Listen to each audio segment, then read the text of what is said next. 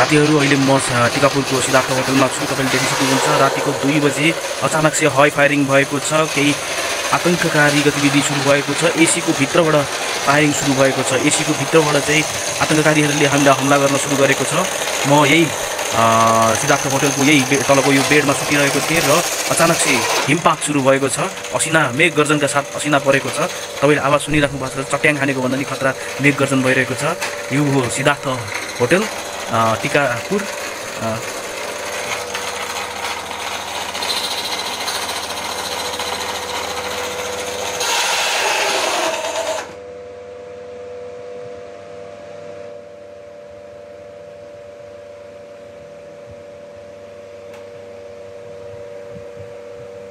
रातिको 2 बजेको माहौल छ यो। तपाईले देख्न सक्नु हुँदैछ।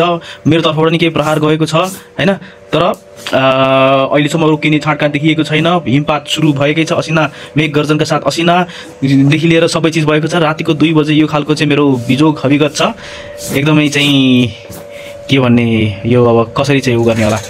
जोस् यो चाहिँ सिद्धार्थ होटल हो टिकापुरको हैन। एकदमै चाहिँ राम्रो होटलमा गनिएको होटल हो भन्ने चाहिँ सुनिएको छु हैन।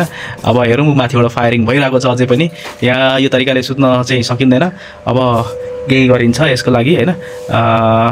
तपाईले देख्न सक्नुहुन्छ पुरै असिना बारी गोला बारुद जस्तो सबै राति चट्याङ हाने जस्तो रातभर डड्याङ र डुरुङ जस्तो। र गर्मी महिनामा हेर्नुस् एकदमै गर्मी छ। एकदमै गर्मी छ। यो एसी बन्द गरेर सुत्न सकिँदैन है। बन्द गरेर सुत्न सकिँदैन। के गर्ने होला तपाईले नै भन्नु होला।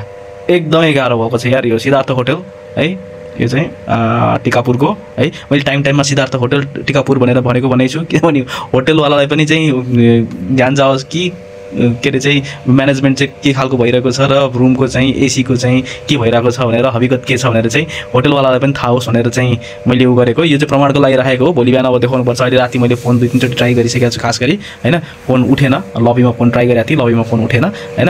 यो 404 नम्बरको रुम हो है। मेरो चाबी हेर्न सक्नुहुन्छ है। 404 नम्बरको रुम हो है। अब यो भिडियो हेरेर चाहिँ आउनु होला। यो 404 नम्बरको रुममा चाहिँ रातिको चाहिँ 2 बजे मध्यरातमा चाहिँ गोला बारुद असिना वर्षा के भन्छ अब जेसुकै सोच्नुहोस् तपाईले।